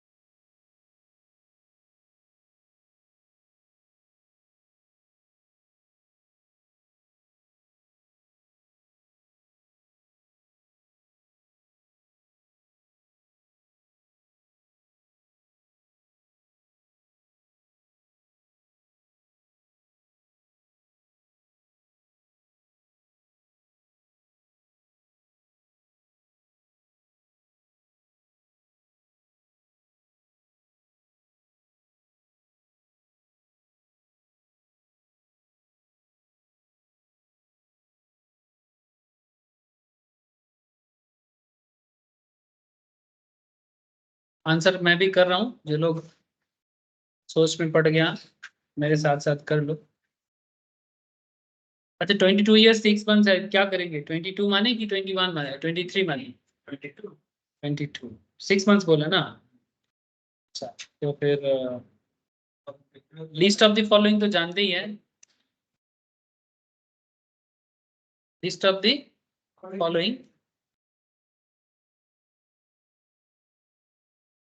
लिस्ट ऑफ द फॉलोइंग में पॉइंट ए में क्या होता है? मैक्सिमम 20 लाख.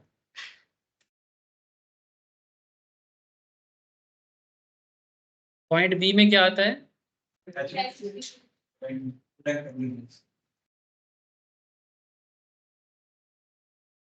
2,20,000. पॉइंट सी में आ जाएगा basic plus DA divided by 26 into 50. Basic कितना है? 12,000. हाँ इंटू कितना? 20. 12,000 22 साल ना. 12,000 प्लस 1,000 आ जाएगा plus divided by 26 into 15 into कितना हो जाएगा?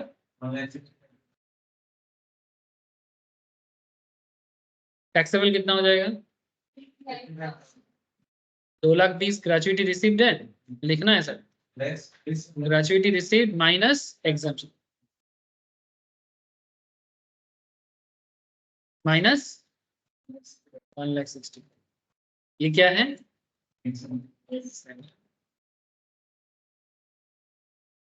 तो करके आ जाएगा 50. ये टैक्सेबल होगा. कैसे इसको दिखाना है वो तो समझ ही गए होंगे है ना. तो होमवर्क ले लो. ये सबको ही कर लिया. इजी था. सिस्टम पता चल जाए तो इजी लगेगा, सिस्टम पता ना हो तो वो यही चीज माथा खराब करेगा। ठीक है, you have to know the system. हाँ, इन लोगों को पूछ रहे हैं कि ये लोग कर लिया कि नहीं लिख कर, क्या रे सब कर लिया कि नहीं किया? हाँ सर। हाँ सर, ठीक है सर। चलो होमवर्क लिखो फटाफट।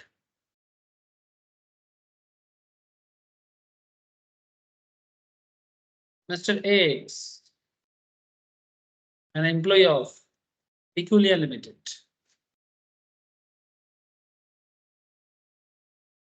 Peculiar. Peculiar Limited. As on 31st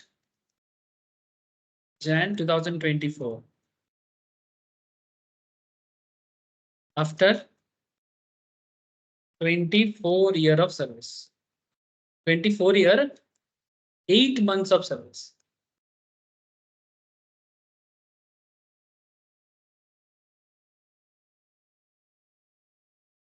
Gratuity received.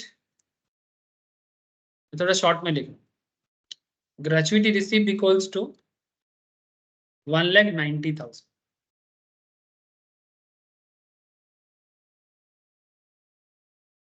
He also provide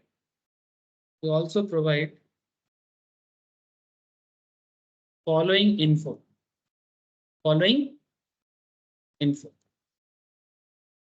basic बोला 9,000 per month.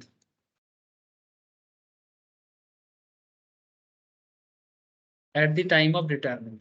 At the time of retirement. DA बोला 20% ऑफ, ब्रैकेट में दे दो 40% for RB।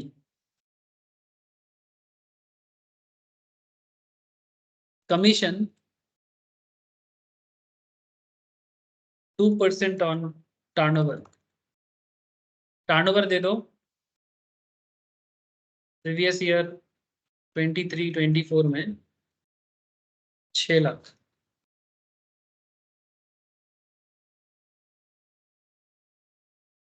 He got an increment. Increment मैंने salary बढ़ा ₹500 with effect from July 2023. Calculate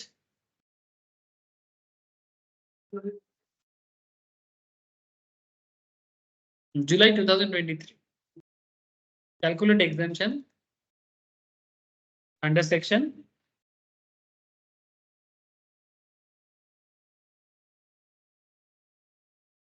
in subsection। Question में कहीं पर कवर्ड अनकवर्ड नहीं बोला ना, तो नॉट कवर्ड ही होगा। अगर क्वेश्चन, हाँ मैंने वही नॉट कवर्ड, अगर क्वेश्चन में कुछ नहीं बोला तो assumption सही रहेगा कि वो नॉट कवर्ड है। अगर कवर्ड होगा तो क्वेश्चन नॉर्मली मेंशन करता है। ठीक है, और एक क्वेश्चन देखो।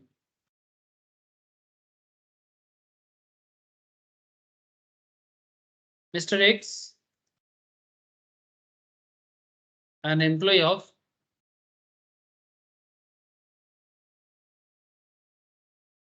जादू लिमिटेड।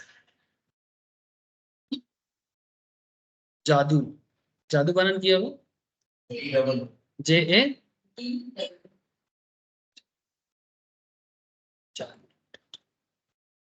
ठीक है। Retire as on 31st December 2023 after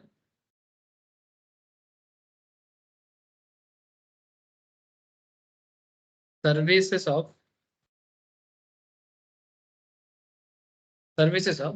26 year 11 month 5 days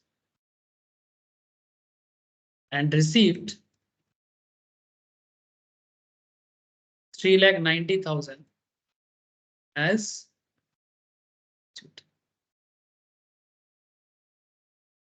basic at the time of retirement.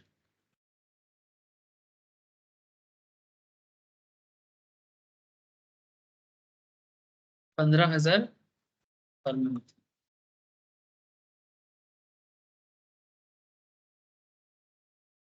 DA 40% of basic, bracket में 25% RB,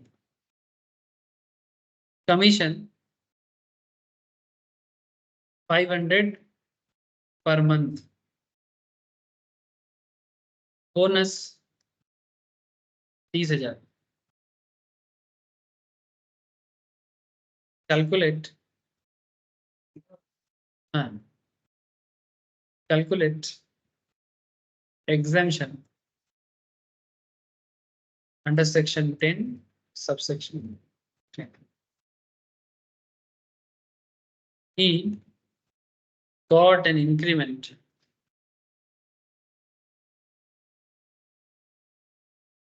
of ₹1,000 with effect from September 23,